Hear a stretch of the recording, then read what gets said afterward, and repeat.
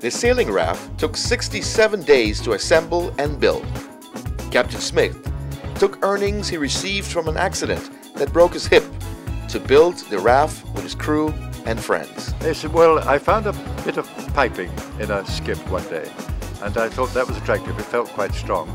So I went to a piping manufacturer and said, we want pipes for a raft. Nobody has ever used pipes before. Balsa, the lightest wood that there is, if you put a log of balsa in the water, it comes up to about the midriff of the log. If you put in a pipe that's sealed at both ends and full of air, it scarcely touches the water at all.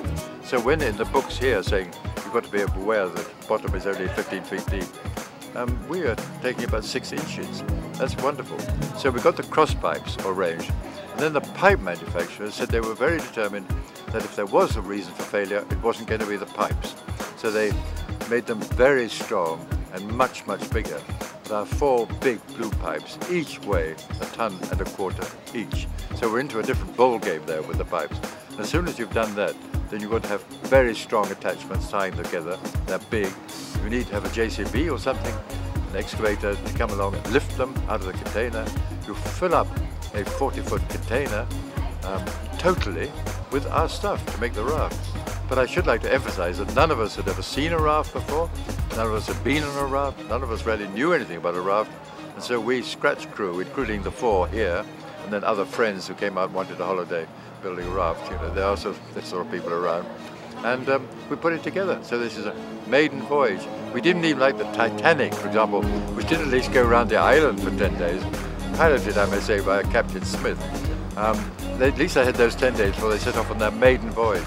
Our maiden voyage was the first time we were towed out and the rope was dropped. Then I got very frightened. There was no control. Let's take you inside to what crew member Hildred described as a British pig pen. Well, as I say, from the outside, it's constructed of stainless steel corrugated sheeting, and it's got insulation on the inside to keep it cool. Although we have fans, we didn't really need them. We've got handholds all over it, and it comprises of 2 berths at the back for sleeping and another berth here for sleeping, and even actually the seat on the other side we could extend by taking out one of the storage containers, and we could all 4 sleep. But actually only 3 ever did, because there was always somebody on watch. And this was our home. We have over on the other side we have a cooker. We made bread every day.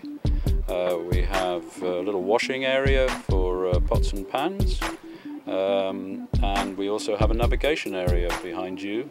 We've got GPS, radios, satellite phone, computer links and that. So although we were sort of fairly simplistic in our lifestyle, we did have plenty of safety equipment and plenty of modern communication technology for putting out a daily situation report on the website and communicating with family and friends. I know sometimes you're out there for many days. You tend to see things that may or may not be there. Anything that's stuck in your mind along the journey?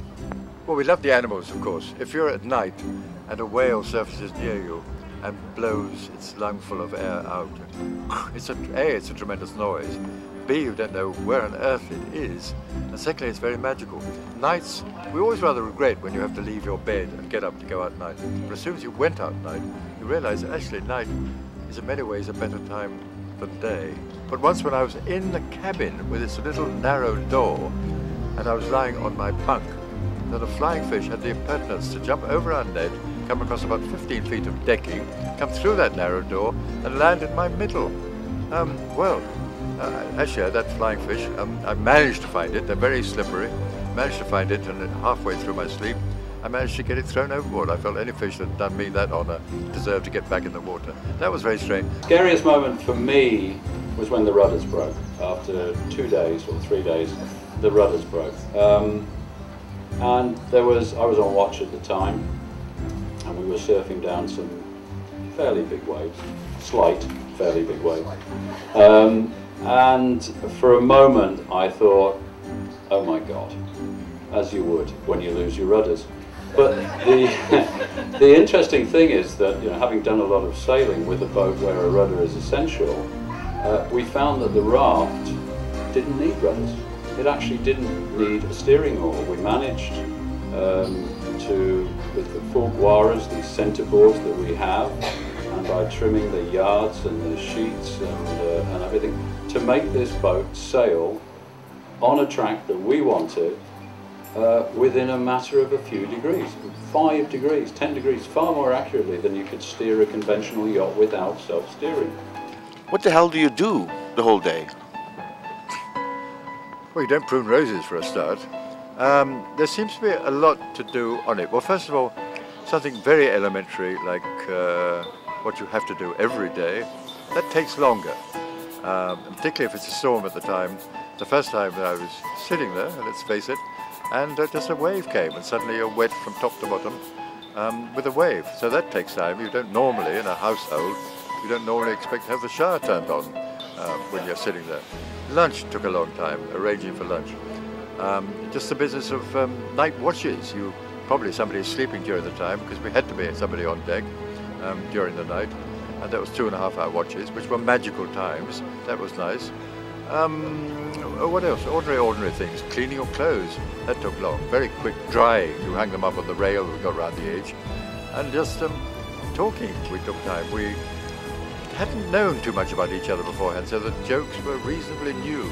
Captain Smith and crew set out to bring more awareness and to raise £50,000 for Water Aid, a charity that uses practical solutions to provide clean water, safe sanitation, and hygiene education to the world's poorest people in 26 countries.